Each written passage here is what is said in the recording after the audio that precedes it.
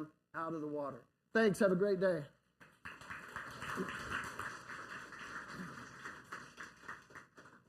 That saved me time from having to read all those verses to you. It's often been said that if each generation would simply learn from the experiences of the previous generation, they'd be a lot better off. And certainly most people would agree with that statement, but ironically, very few of us abide by it. Most of us have to learn things the hard way. I mean, learn from the past mistakes of others and so avoid heartbreak ourselves? No way. That's too much fun. That's too easy. And besides, we're different. We're smarter. We won't make those same mistakes. But we went ahead and touched that hot stove. We went ahead and married too young. We went ahead and ignored all of the other warning signs, and most of us paid. Failing to learn from the successes and failures of others proved to be very costly. Now, those of you who have middle school or high school kids, or remember when you did, it's like deja vu sometimes when you find yourself warning your teenage kids about doing certain things, the same things that your parents warned you about, and that you went right out and did anyway, right? Don't smoke cigarettes. Stay away from drugs. You wouldn't jump off a cliff just because everyone else is doing it, would you? Stay away from the wrong crowd. Why wouldn't you just listen to your parents' words of concern and wisdom? Why couldn't you have learned from them and avoided having to go through those painful things yourself? Well, I guess it's the same reason that your kids may be doing the same thing with your great words of wisdom. Each new generation just seems to insist on learning things the hard way. How many of you, if you could go back again now, how many of you wish you would have listened to and heeded a lot of words of wisdom and advice that your parents gave you? How many of you wish you would have? Well, I do for sure. Well, today we begin a new series about Moses, and it is my hope that we would all learn some very valuable life lessons from a man who himself had to learn a lot of things the hard way. My hope is that we would learn from his mistakes and so avoid and save ourselves from those same heartaches, and that we would learn from his successes so we could enjoy similar successes in our own lives. Several times the Bible encourages us to be students of history, to learn from the life experiences of those who have gone before us. One of those instances is in 1 Corinthians 10, verse 6, where the Apostle Paul writes that one of the reasons we have the Old Testament scriptures is so that we will learn from the successes and the failures of those who preceded us. Now, the titles in this series are Setbacks, Why Me? Mistakes, Not Me, Opportunity, Who Me? And Adversity, Help Me. Moses is one of the most famous of all biblical figures. As James mentioned, he starred in many movies, the Ten Commandments, the Exodus, and so forth. Another reason he's so well known is because he is the extensive coverage that he receives in the Bible.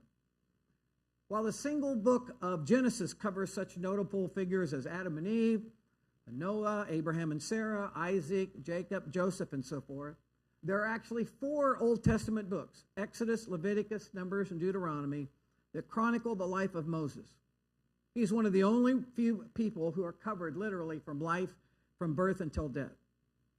Now, we know a lot about Moses. We know he was a man of God, a man of great spiritual strength and stature. You remember he was the one who God chose to give the 10 Commandments to. He was the only person in history who held in his hands, the tablets of stone written on by God himself. Deuteronomy 34:10 says that Moses is the only man who ever spoke to God face to face. In the New Testament, in Hebrews chapter 11, there's the famous Hall of Fame of Faith, and there are more references to Moses and his great faith than any other biblical figure. He was handpicked by God to be the deliverer of God's people from slavery in Egypt. And that feat, that accomplishment, has to go down as one of the greatest leadership challenges that anyone has ever undertaken. Those of you who have been in leadership positions before or now, hiring people or leading people and so forth, think about what it would be like to lead 2 million people for 40 years camping in the desert. He probably felt like handing in his resignation more than a few times. And you'll also remember it was Moses who, along with Elijah, was privileged to stand with Jesus on what's called the Mount of Transfiguration. It's safe to say that Moses stands as one of the great figures, not just in biblical history, but in human history. He was a man of towering influence and achievement. And with all that said, we also need to be quick to add that he's, along with his accomplishments, which were very significant, Moses also experienced equal significant failures in his life. So much so that after leading 2 million, oftentimes uncooperative and unappreciative Israelites through the wilderness, God did not allow Moses to enter into the promised land with them. So on one hand, Moses was a great man of God, used by God, a spiritual leader. He experienced a lot of success. But on the other hand, did you know he killed a guy? He committed murder one time. He ran from God. He acted cowardly. He argued with God and angered God with his impatience and strong self-will. So Moses knew all about the heights and the depths of life, just like many of us have. What can we learn from somebody like that? I think a lot. And that's what this 4-week series is about. Now, earlier, James read from Exodus chapter 2, the story of the birth of Moses. Now, the backdrop is that Pharaoh, the king of Egypt, was growing increasingly threatened by the growing number of Hebrews, the Israelites. He saw their potential power, their potential army, represented a threat because of their sheer numbers. So he decided to begin thinning out the Hebrew slaves, and he issued an edict to have all newborn Hebrew males put to death. And it was at that very unsettling point in history that Moses was born. And his mother, in a desperate attempt to spare his life, placed him in a basket, put it in the Nile River, hoping, praying, trusting that somehow, some way, God would protect him and guide him to safety. And it appears that God did just that, because the basket containing the infant Moses was retrieved by none other than Pharaoh's daughter. Now, the Nile River is not some narrow creek or dried up excuse for our river like our lovely South Canadian river here south of Norman. It's not like that, okay? The Nile River actually has an average width wider than the Mississippi River. So I think it's safe to say that God had a hand in guiding that little raft-like basket to end up in the hands of Pharaoh's daughter. And we read in Exodus 2, verse 10, that she took him and adopted him as her own son.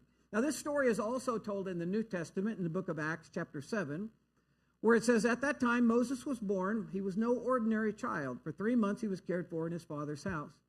When he was placed outside, Pharaoh's daughter took him and brought him up as her own son. Moses was educated in all the wisdom of the Egyptians and was powerful in speech and action. Now, this is the same Egyptian culture that produced the pyramids and so forth. I mean, this was a highly sophisticated culture for that era that Moses grew up in. Now, he was born a Hebrew into a family of slaves, but he was raised as an Egyptian, and not just any Egyptian, but in the home of the king, of Pharaoh.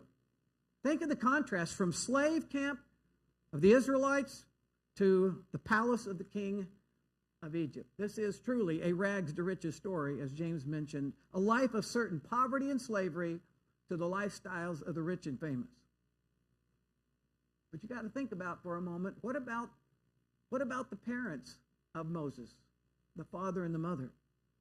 Think of the time when that mother took her basket and prepared it carefully and placed her 3-month-old son in it and tearfully watched it float away. You know, a lot of us have had children, grandchildren. You can remember when they're just 3 months old. Can you imagine as a mom placing your child in that little basket and pushing it out into the Nile River? I mean, what must have been going through her mind? You know, how can this be happening? She had to have thought, you know, why is this evil Pharaoh allowed to continue to torment and dominate our lives? Isn't it enough that we're already as slaves? Does he now have to kill our children? You know, if I place him in the Nile, you know, if I try to keep him, he'll probably get found out and die anyway. If I place him in the Nile, he'll die, but maybe by my own hand. And like, why is God allowing this nightmare to happen to us? And I'll bet there's been some times in your life where you've wondered why. Why did this happen to me? Why did this tragedy or thing happen to our family? You know, I know there are people who have a miscarried pregnancy, or sometimes a succession of miscarried pregnancies, and they so want to have a baby, and they have to at some point say, why? Why can other people who don't even want to have children get pregnant? And it can't happen to me. Why did someone in my family, have to get cancer and die? Why did my marriage have to end in divorce? Why didn't that particular romantic relationship that I was in that meant so much to me, why didn't it work out? Why can't I have a good, normal relationship with my parents or with my kids? Why did tragedy or adversity, have to strike me or my family? And I'm sure that Moses' mother's heart must have been breaking that day as she set that little basket in the water, and then she watches her little baby float out into the mighty Nile. However, there's a happy ending to this story. Later we read in Exodus chapter 2, verse 5, then Pharaoh's daughter went down to the Nile to bathe, and her attendants were walking along the riverbank.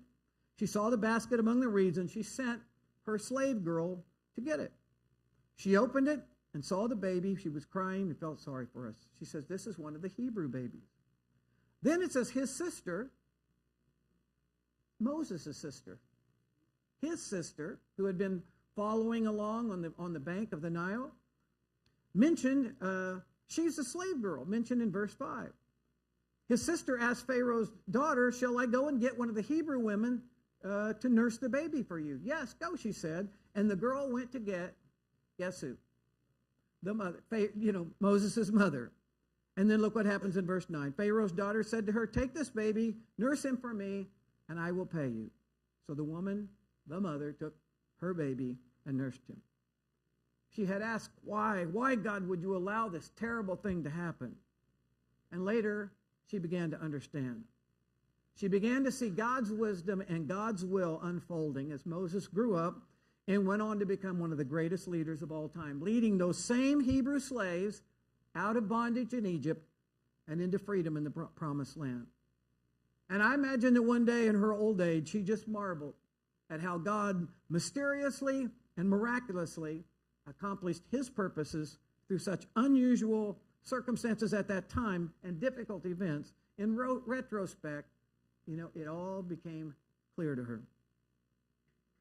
We all have setbacks in our lives.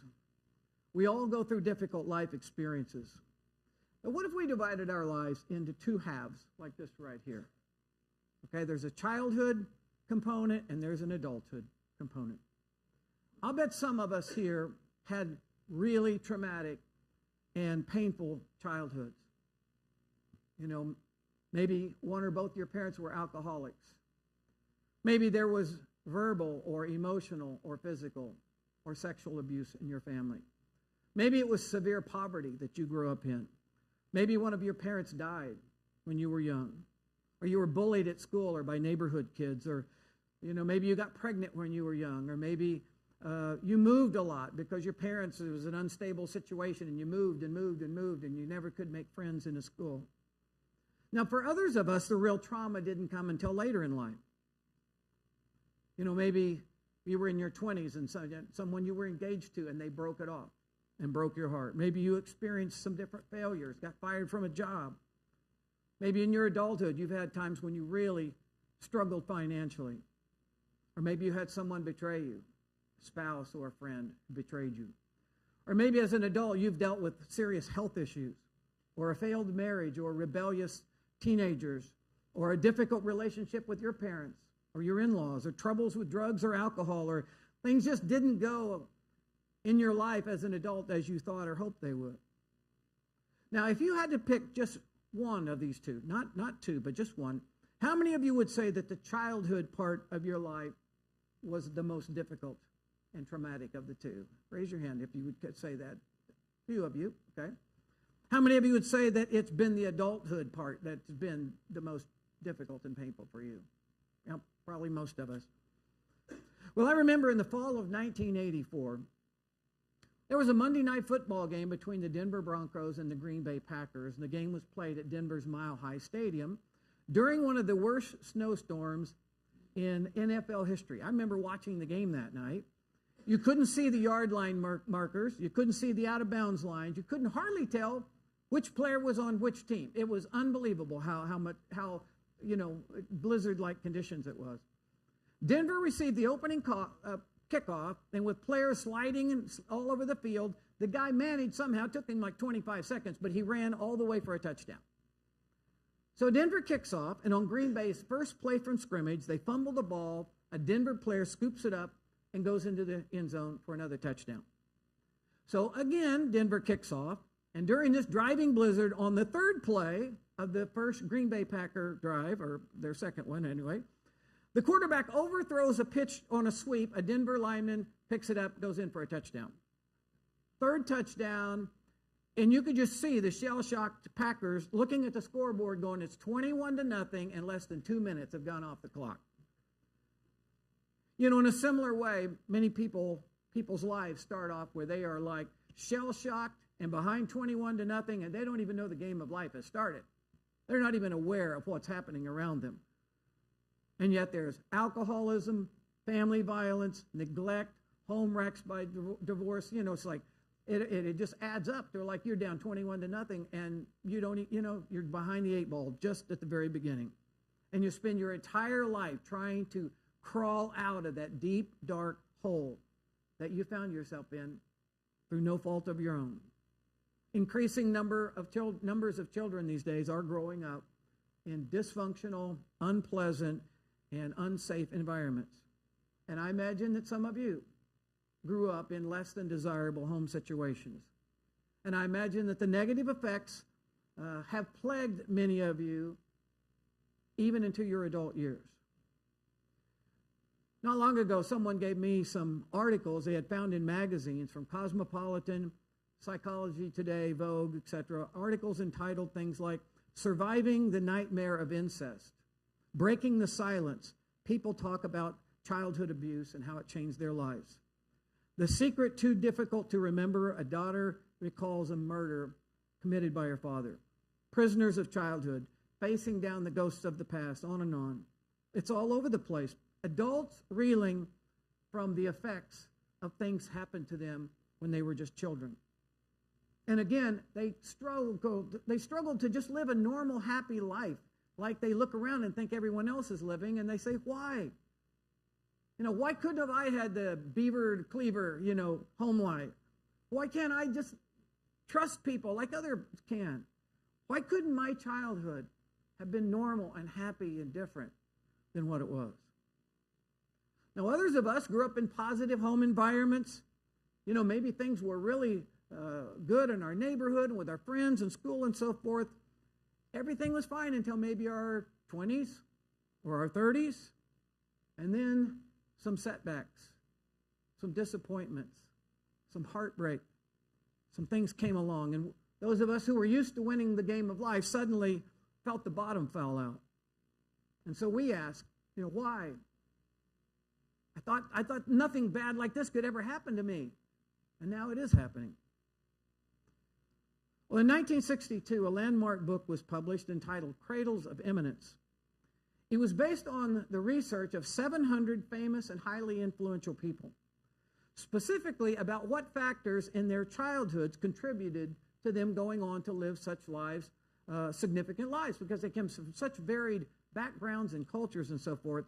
Some of the results were, they found that many grew up in homes where the love of learning was present. Also, though, many of these people as children did not like formal schooling. Most had at least one strong parent in the home who showed great belief in them as children.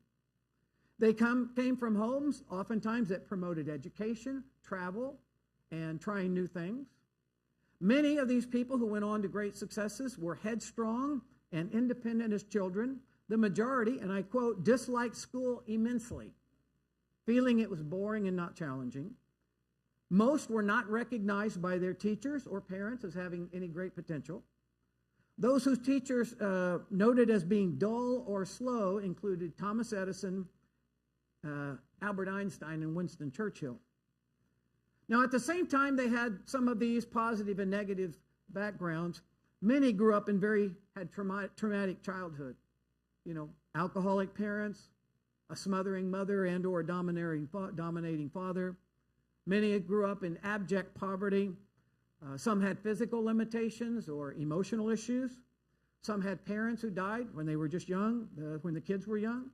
Some lived through terrible political environments during their formative years. Some lived through wars, illnesses, discrimination, absent parents, raised by other family members.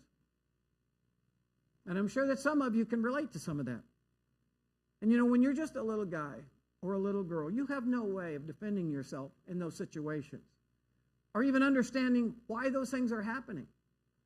You have no way of grasping the deep scars that those experiences can leave on you. And those traumatic events are not something you signed up for when you were born. You just like, you didn't make a mistake or deserve it. It just happened to you.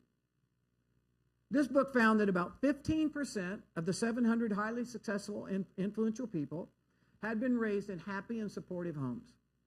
About 10% in mixed environments, that is, you know, some good, some bad in their home.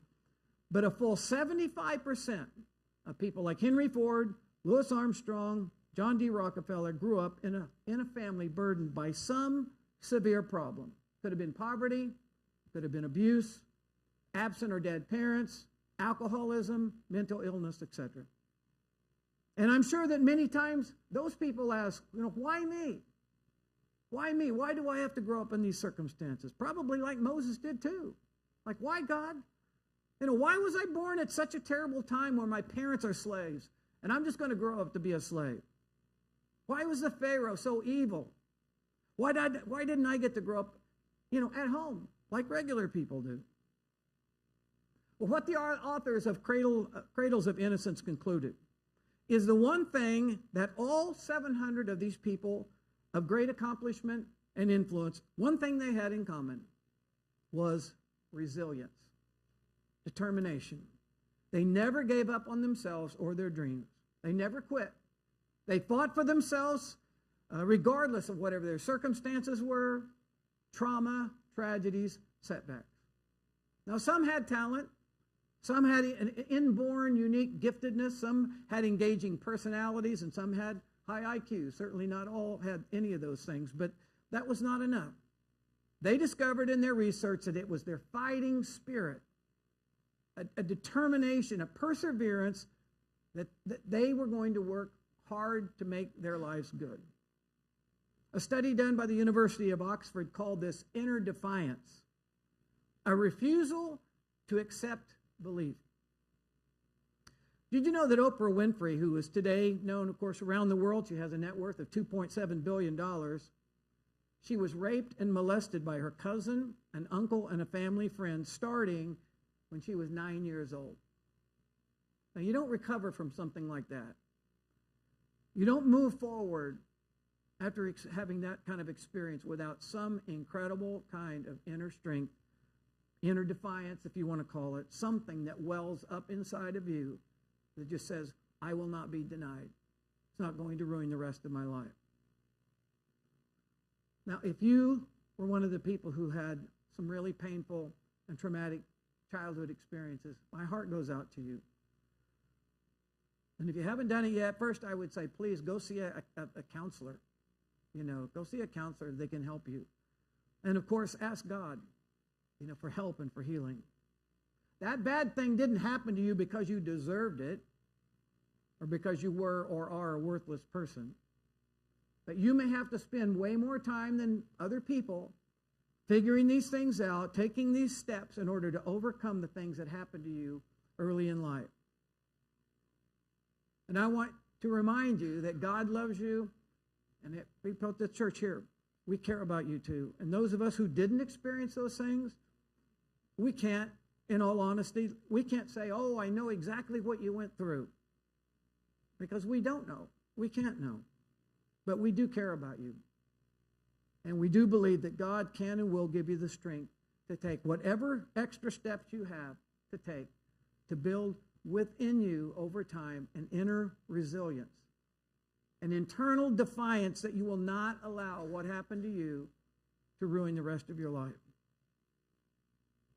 Well, then there are those of us who put ourselves in the second group, where our experiences of trauma or devastation or broken hearts and shattered lives didn't happen until later in life. Now, when you're in the first group, most, if not all of what happened to you was not your fault.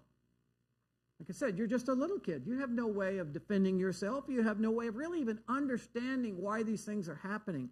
And you were not to blame, even if sometimes people said it was your fault. But as we get older, some, not all, but some of the pain or trauma that we suffer is or could be our own fault, which brings with it a kind of guilt, that we're suffering now because of mistakes that we made, that those who had their suffering in childhood, they don't have that kind of guilt or shouldn't have that kind of guilt.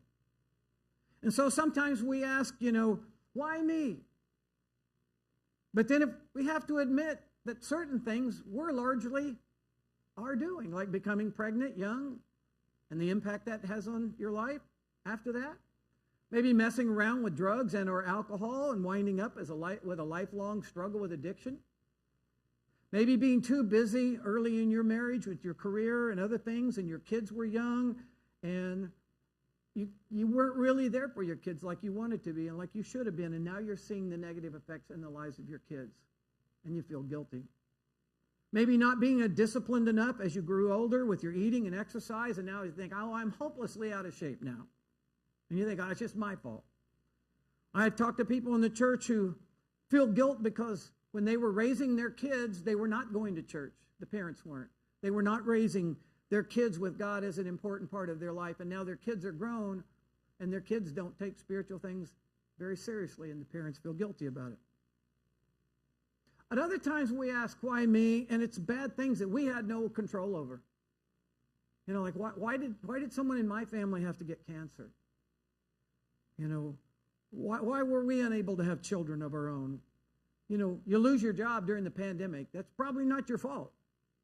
Being in a terrible car wreck or losing half of your retirement savings due to a recession, that it was not your fault.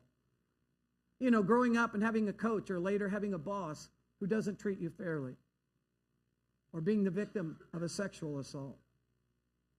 We ask, why me? And we even get angry at God about it sometimes.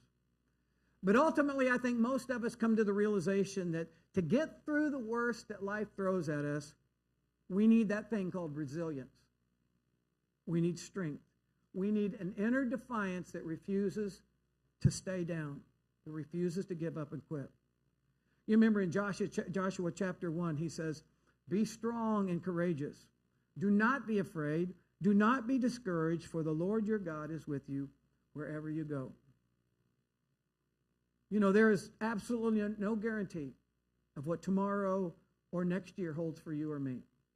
But one certainty we can count on is that God will never allow any difficulty or any challenge to come into your life that is more than you can handle. Now, nowhere does the Bible say that God will insulate his people from adversity. But he has promised to be with us through whatever we face, which is no small promise. He has also said in Romans 8:28 that he will eventually make all things work together for our good for those who love him. So God can heal your broken heart. He can give you hope again when you feel hopeless. He can bring joy back into your life again, even after you thought to yourself, I'll never be happy again. He can even use what's happened to you to enable you to help others who go through similar trauma. Too often we remember the bad things that happened to us and forget the fact that we did survive it. So you got to give yourself a little credit. With God's help, you made it through.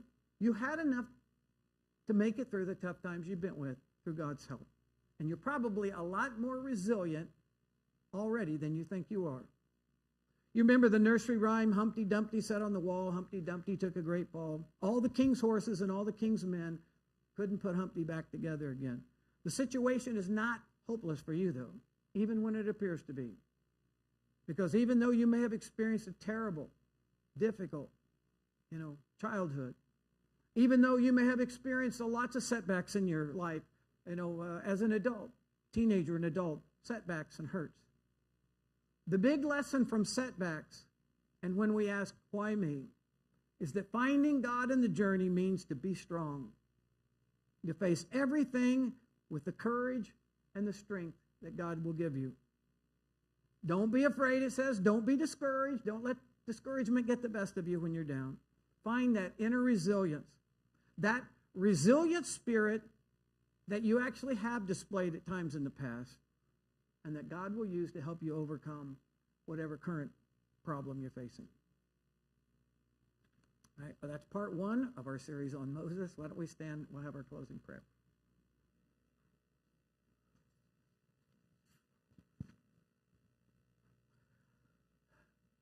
Lord, right now, as a church family, we want to pray for those in our church family who are here or watching at home or that are going through difficult times right now. They're not looking in the rearview mirror and seeing how faithful you were, in the past. They're facing heartbreak, trauma, or uncertainty right now.